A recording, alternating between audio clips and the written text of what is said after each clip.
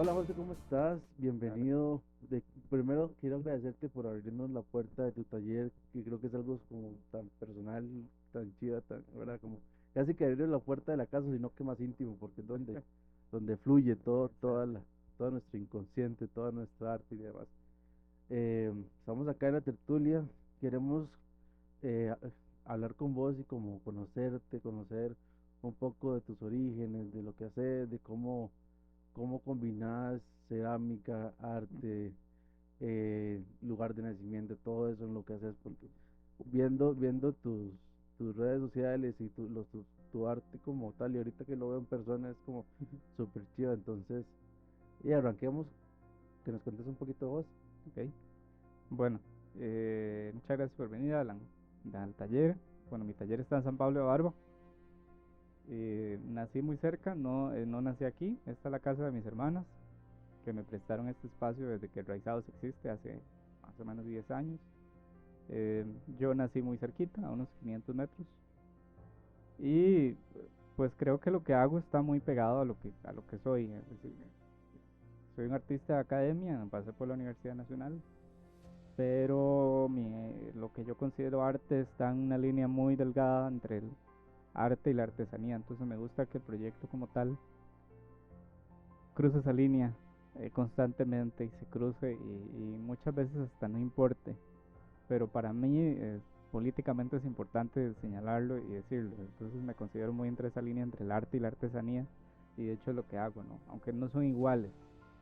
O sea, hay cosas diferentes y para eso tendríamos que tener como un masterclass de alguien, pero sí es cierto que lo que a mí me gusta señalar es esa división que prácticamente es inexistente. Bueno, eh, tengo 36 años, nací, como te decía, muy cerca de acá, y lo que hago en cerámica es representar lo que siento de la comunidad, de la tradición y el pueblo, ¿no? Es como tomar cosas de ahí y rescatar valores a partir de la tradición y de la cerámica, pero también a través también de la escultura, reflexionar sobre cosas que también son negativas, sobre cosas que suceden, pero también utilizando o aprovechando ese recurso, en mi caso de la máscara, como un recurso que está ahí por todas partes. En algunas cosas más fuerte, en otros más suave, pero siempre está ahí.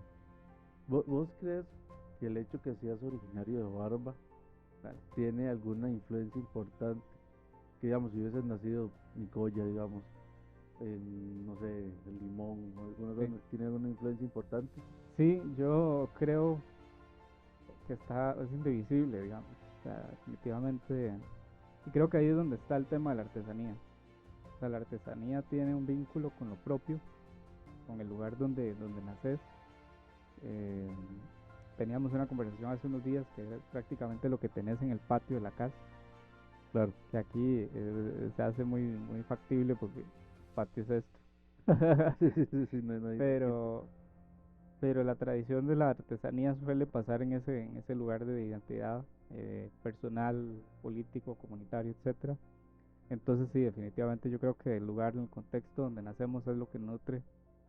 En mi caso y en el de otras personas no puedo hablar en general porque el arte es indescriptible, Muy abstracto la palabra. exacto, pero por lo menos desde el punto de vista de lo que yo hago, sí está completamente marcado por la tierra, por las tradiciones, por la gente, por sucesos, porque muchas veces eso es lo que despierta como lo que se hace. Entonces, sí, definitivamente haber nacido en Barba es como importante, que fue una búsqueda, ¿no? Tampoco fue como que dije, bueno, nací en Barba y voy a hacer esto, Ajá.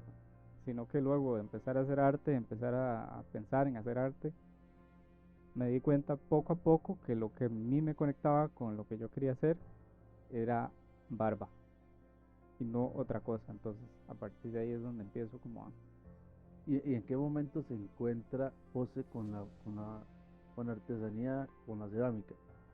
en la U, En la U. sí, nunca O había, sea, no es algo que vos dijiste no, no, desde no, los 5 o 6 años. no, no. Mis abuelos fueron canasteros. En Barbas la tradición de la cestería es popular. Ajá. Hay dos tradiciones en Barba, la cestería, los canastos y la máscara. Eh, Está así, Como pegado, para ubicarnos, los canastos son estos canastos helados que usaban como para recolectar café. para coger café. Ok. que luego con la tradición, bueno, cambió y demás. Pero mis abuelos se dedicaban a eso.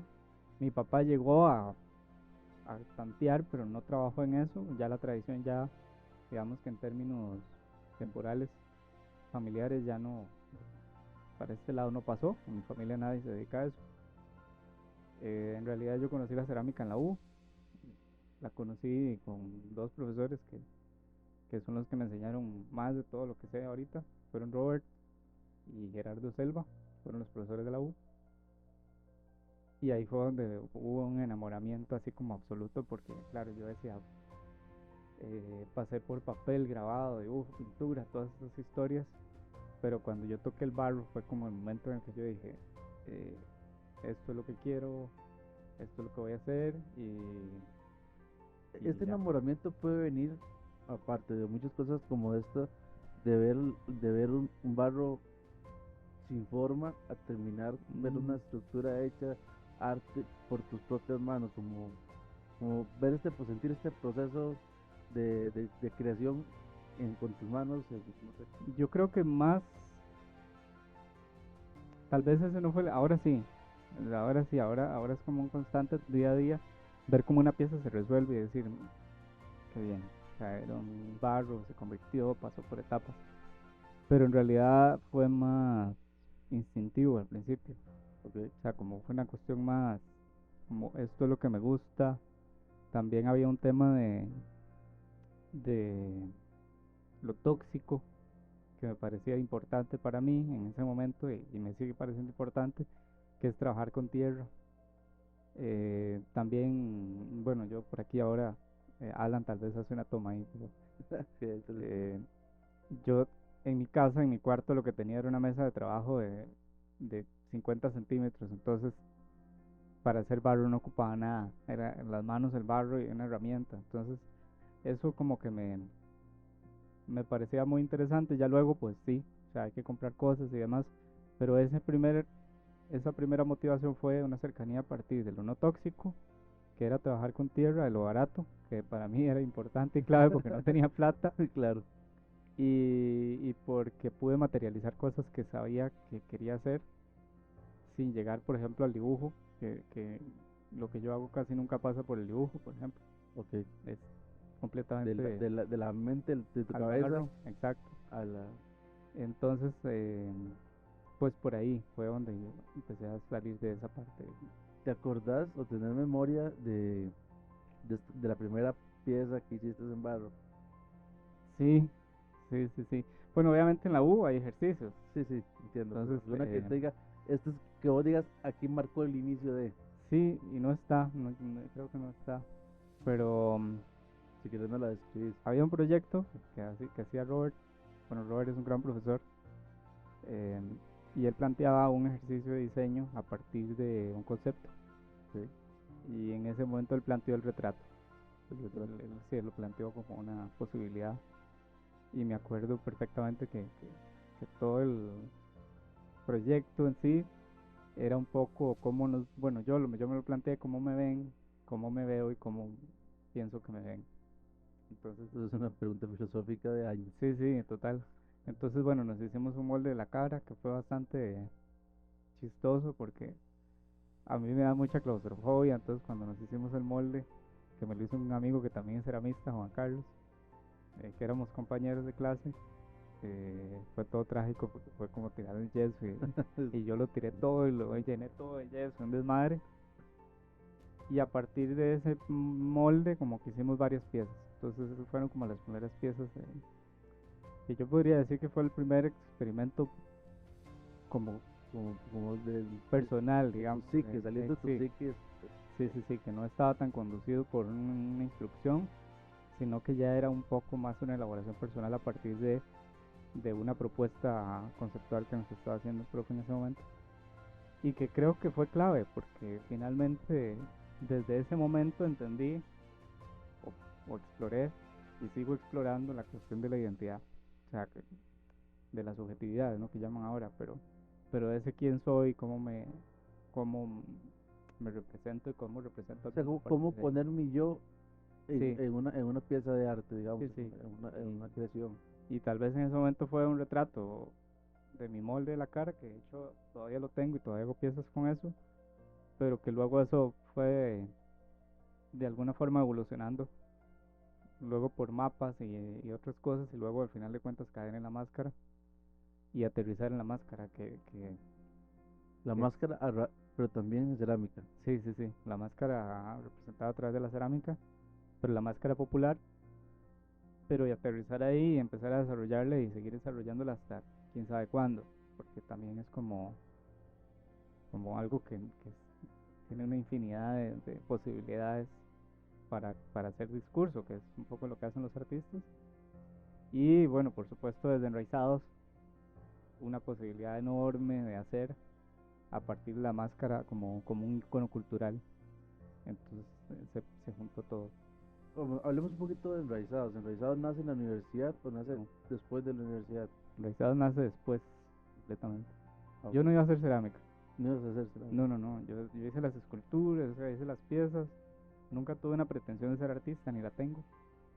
En realidad creo que es una cuestión como que la historia y la vida te la da. No es como que uno diga, "Oh, soy artista". En realidad es algo que socialmente se construye, ¿no? No podemos autodenominarnos artistas, podemos autodenominarnos creadores, pero finalmente los medios y la gente es la que le dice, "Oh, sos artista o no sos artista". Pero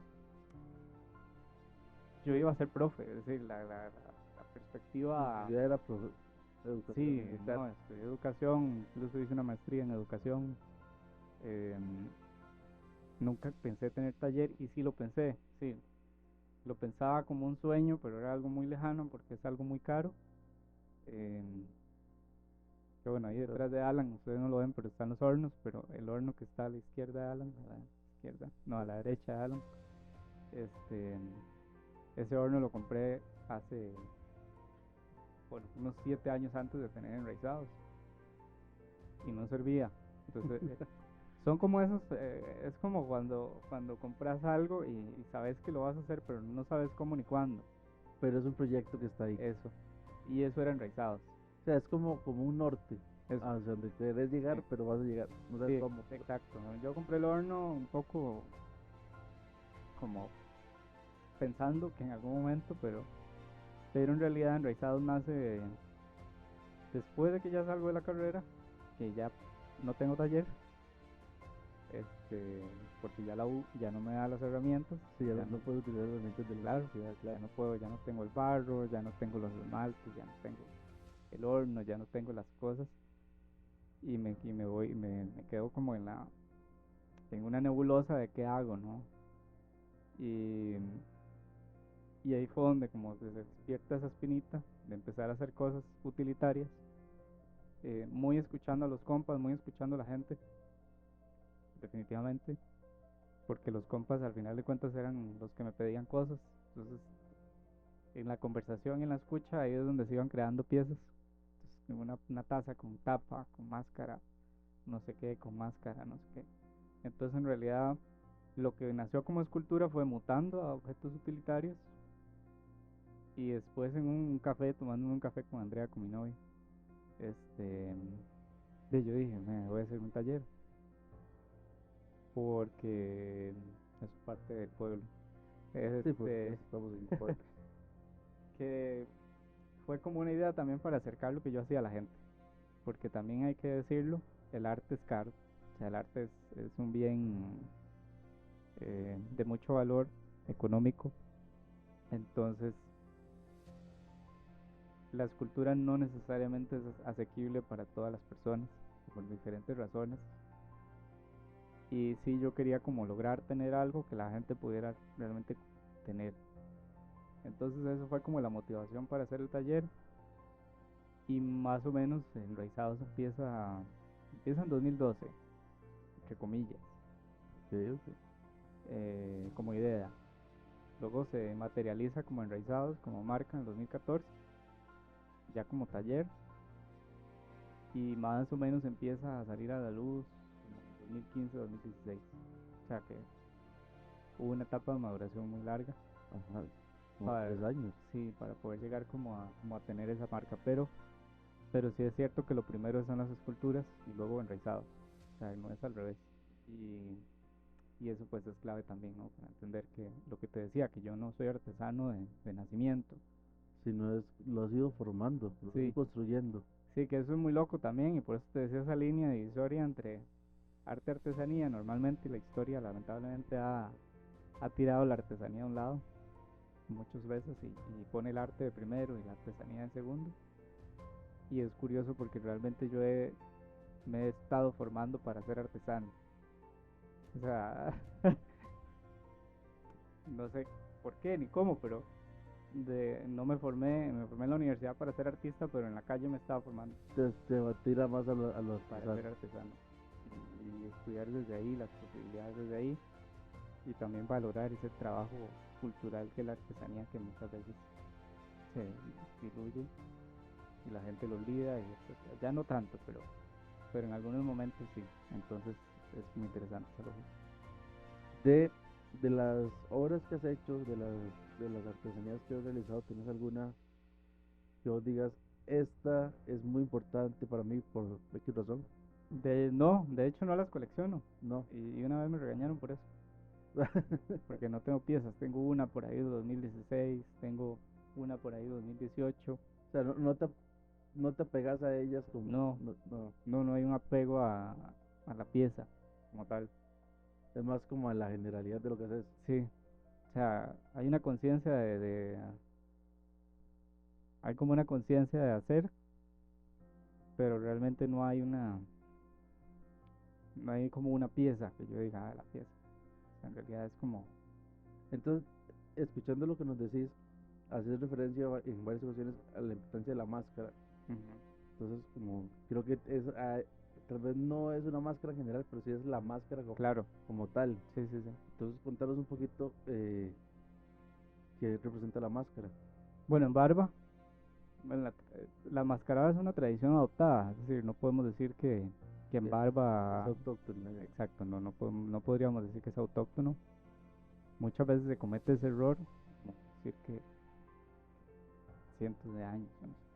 Ujú, Un ujú. poco por la historia y demás. En realidad es una tradición adoptada, sí tiene muchísimos años, ¿no? Ya muchas décadas, pero vino de afuera. O sea, es algo que se adoptó de otra tradición, pero se adaptó y se materializó y se convirtió en el icono cultural en Barba porque, no sé por qué, pero se convirtió en Pero, Barba. digamos, yo tengo entendido, y me corregís si no, Dale, dale. que que la mascarada tradicional llega a Barba en la época de la conquista, casi como pues, No, cuando se empieza no, a en realidad, sentar la religión, digamos, no, en realidad es después, pero después. sí, el tema ahí es como más que por no caer en la historia, porque ahí hay datos, hay gente que Ajá, escribe acerca de esto, pero es más a partir de la religión, sí, quizás ese sea el vínculo que hay más directo. Este, que la mascarada llega aquí, se convierte en algo que la gente adopta, o sea, que la gente adopta como suyo y empieza a desarrollarse de una forma brutal, sí, increíble. Entonces se convierte en lo que es Barba, que no es como que no nace aquí, pero ahora se identifica, es como sí, el ADN de Barba. exacto. Entonces, obviamente la máscara está en toda Latinoamérica, en todos los países del mundo hay máscara, que eso también me gusta mucho. Em, pero aquí en Barba se acoge esta tradición, muta muchísimo, muta tanto en personajes como en técnicas. Entonces, por ejemplo, Y se inicia con, separa de la religión, ajá, se separa de la religión, más o menos. de alguna manera. eh, Se separa como tradición, pero se sigue celebrando los mismos días que se celebra, por ejemplo, el día de San Bartolomé, porque es como donde la tradición tiene su punto, digamos, eh, Como más fuerte. más fuerte es durante el día de San Bartolomé. em, que igual hay gente que lo asocia, por ejemplo, a que San Bartolomé es el santo de los, ay, ya se me da el nombre, de los talabarteros y demás, porque él fue desollado, es un santo desollado, le quitaron toda su piel, entonces él está representado con su piel colgando de la mano. eh, entonces hay ciertos códigos que lo conectan con San Bartolomé, entonces se puede unir a eso, pero en realidad es una tradición mucho más antigua que ha ido mutando poco a poco. Y bueno, el tema es como que Barba se identifica con ello, lo crea, eh, se profesionaliza, porque hay mascareros profesionales en Barba que hacen máscara. eh, Cambia por unas cuestiones temporales y también materiales, entonces la máscara llega en papel y poco a poco se va convirtiendo a máscaras en fibra vidrio. eh, También sigue con papel, pero más que todo con fibra vidrio. Y es interesante porque ha venido hacia arriba como tradición, es decir, cada vez más gente la adopta. Hay más, cada gente y más personas haciendo. Sí, haciendo y también participando de la tradición. Ok, las dos. Entonces hace 15 días, por ejemplo, que en Barba estaba el día de San Bartolomé el 24 de agosto, o sea, eran miles de personas en la calle Y tres de los de celebrando. barba tan grandes. O sea, no Claro, cae un alma. no, entonces es como interesante eso y ya se me olvidó un poco porque estaba hablando de la máscara. Pero, Vamos a hablar de las máscaras y la importancia que tienen bueno, sí, en el entonces, claro, proyecto. yo, como te decía, tengo 36 años, tengo 36 años de ver máscaras. O sea, es que desde que naces, él lo ves, se vuelve tan común que luego no te das cuenta de que es parte tuya. Y eso es lo interesante como proyecto artístico. Yo tardé años en darme cuenta que la mascarada era eso que yo andaba buscando como código visual, porque es tan común, es tan Que no lo identificas como claro. Entonces luego, y eso lo decía hace mucho, no me acuerdo quién decía como que Costa Rica tiene muy poca identidad. En realidad no, en realidad lo que pasa es que estamos tan cargados de situaciones culturales que pocas veces nos damos cuenta de lo que estamos, de la identidad que nosotros de la tenemos. identidad que estamos construyendo a partir de ahí. Entonces, bueno, enraizados y bueno, la escultura, lo que toma es esa máscara y la pasa, como te decía, al medio de la cerámica y la convierte en una pieza diferente, pero sigue, digamos, como usando ese recurso. O sea, yo no dejo de usar el recurso de la máscara como tal. Y como te decía, no hay una pieza particular, pero sí hay una identidad en la propia máscara que es particular. Sí. Entonces, digamos, yo no soy mascarero porque no hago máscaras de papel grandes y demás, o de fibra de vidrio, etcétera. Soy ceramista, pero la mascarada que yo hago sí tiene un código identitario enraizados, o de José Montero, ¿no? No Ajá. es como que Tiene tu yo, sello personal. claro, no es como que yo adopto el modelo de tal, de tal mascarero y demás, sino que realmente es como crear, Lograste impregnar tu propia caracterización. sí, exacto. O sea, entonces hay como toda una pequeña mascarada enraizados, o toda una, ves, es que aquí la edición es como complicada. Ajá, ajá, ajá. Hay toda una pequeña mascarada de José Montero que es parte también ya de la tradición, digamos, de Barba, ¿no? Entonces, igual que hay mascaradas de otros mascareros, que todas son diferentes, y de otras personas que siguen, ¿no? Porque hay gente en este momento de 15 años haciendo máscaras ya. Claro, entiendo. Entonces es una tradición que está constantemente evolucionando y nutriéndose de lo que va ocurriendo. Entonces también cambian los códigos, cambian muchas cosas.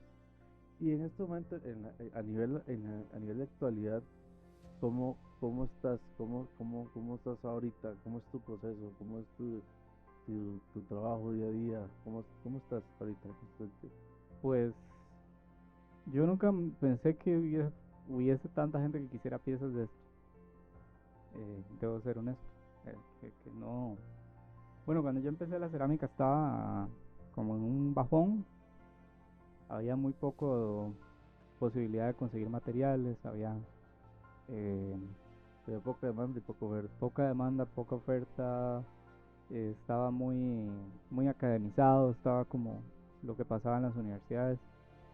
Siempre han habido ceramistas que han tenido una labor importantísima afuera, que no han parado de hacer, pero estaba como en un bajón y de repente, no sé por qué, o sea, no, realmente no podría decir de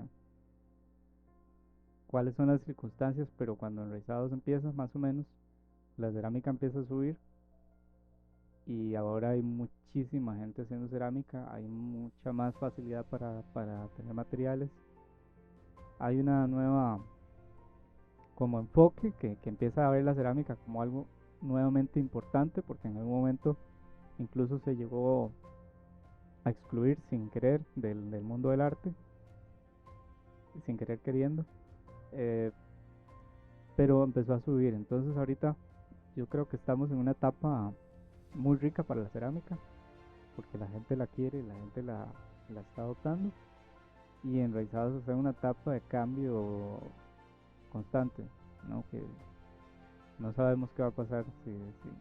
Va mutando, va fluyendo conforme Sí, la situación actual. sí. Entonces sí, también conmigo, ¿no? Entonces a veces se vuelca más hacia la escultura, a veces se vuelca más hacia lo utilitario. Es un vaivén. Entonces realmente estoy en ese vaivén. O sea, entonces, preguntarte que para dónde va a ir Raizados no lo sabemos, No, definitivamente para adelante, pero pero ese adelante no sabemos por dónde va. no saben, no sé, a lo mejor como implementación de técnicas nuevas o alguna cuestión así, pero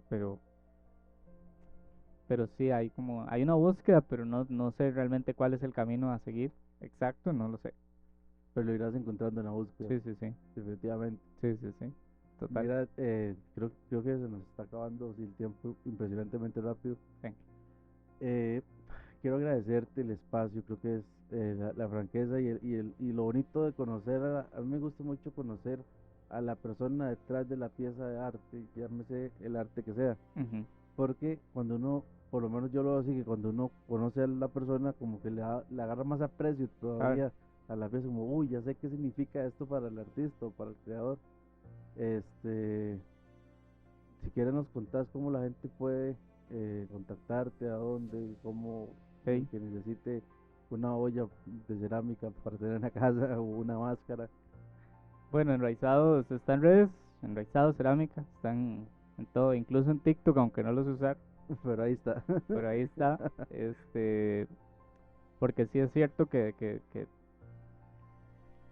lo que te decía de lo contemporáneo, ¿no? Es como, o sea, la gente más joven se va adaptando a los lenguajes y tenemos que intentar como también estar ahí, aunque muchas veces y estamos en una sociedad adultocentrista que no toma en cuenta a la gente más pequeña, pero hay que saber, entonces Enraizados está en redes sociales, por ahí es la mejor forma de hablar conmigo, conversar o comprar cosas. Yo lo de comprar lo pongo siempre al final porque finalmente eh, eso llega después. Por dicha la gente se enamora de los productos con el paso del tiempo. Entonces por ahí se puede comprar y por ahí se puede pedir. Casi todo es por pedido, por lo mismo que te decía, que es muy fluctuante, digamos. Entonces no hay piezas hechas en realidad. Sí, es de acuerdo a lo que la gente va Ajá. necesitando. Es por pedido y en redes sociales. Y bueno, mi número de teléfono ahí luego lo podemos poner por ahí Lo puedo poner acá. en el post. Y bueno, eso es, y también en ferias, normalmente ferias un poco más grandes. Como he hecho aquí Gustico, diferentes ferias que hace el país a nivel nacional, un poquito más grandes, casi siempre estamos por ahí presentes. Uy, qué chido. Bueno, de verdad que encantado. Tuve Chévere. el gusto de conocerte en la casa de Sendero. Ujú. También escuché tu plática con Pedro y dije, no, yo necesito seguir conversando con José porque está muy, muy interesante. Soy muy, yo no sabía que era fan de la mascarada hasta que llegué a la carrera y me tocó hablar con un mascarero de acá de Barba, creo Ajá. que Bombillo. Bombillo, hablé Sí, con él en sí. algún momento y me pareció impresionantemente interesante la historia y realmente lo arraigado que está Ajá. la mascarada en Barba y a nivel nacional. Sí. Entonces, qué bonito saber que no se pierde. Y como vos decías ahorita, me parece muy interesante rescatar esa frase de que el costarricense se dice o se cree que no tiene una identidad como costarricense, pero sí la tenemos. Sí. Pues, Y hay muchas, solo que estamos como tan inmersos en la globalización y que todo el mundo nos ofrece muchas cosas que perdemos de vista lo que realmente tenemos. sí, total. Y cuando hay artesanos, artistas y que retratando y sacando lo que Costa Rica realmente tiene, entonces creo que es una minita de oro que hay que seguir explotando. Sí, y también, como te decía antes de que empezáramos, de valorar y darle el valor, ¿no? Como Exacto. realmente aportar desde cómo hacemos que ese movimiento no se acabe, porque igual no tenemos que dar algo por hecho. El arte puede ser que mañana por diferentes circunstancias ya la gente que hace arte ya no puede hacer arte. Eh, entonces es importante como también concientizar en eso, ¿no? Que tenemos que seguir que no dar por valorando. sentado. No hay que dar por sentado, sí, porque es muy delgadita la línea entre que la gente pueda hacer arte y dedicarse a eso a Porque definitivamente que no. yo creo que aprender todo esto no es sencillo y no es No, de no, los no. días. No, y es brutal, es complejo, es una belleza, hacer arte es una, pues es algo que nos mueve, pero yo creo que cualquiera que le pregunte sabe que es una lucha constante, Diaria. diaria, entonces sí es importante como espacios como este, espacios como Sendero, espacios como diferentes espacios pequeños y grandes a la vez, em, darle valor cada vez más a las propuestas de la gente, al escuchar las voces de la gente que está haciendo cosas, porque no podemos dar nada por sentado. Si la máscara se puede acabar también. Claro, claro, y Y esperemos que no eso, suceda. esperemos que no, pero y esto pues este es el esfuerzo que cada día hacemos también las personas que nos dedicamos a esto, entonces también un poquito de enraizados va por ahí también como Dejando esta gotita histórica y esta poco, a lo largo del tiempo. exacto. Y que algún Bueno, día, te digo que hay gente que apreciamos mucho lo que haces pura vida. y, y espero verte más pronto y tal vez en un segundo episodio, Sí, o por más favor. largo y tendido. Sí, sí, sí, sí, con menos lluvia. Entonces, gente, muchas gracias por escuchar este episodio de La Tertulia y nos vemos en un próximo episodio. Muchas gracias, Alan. Pura vida.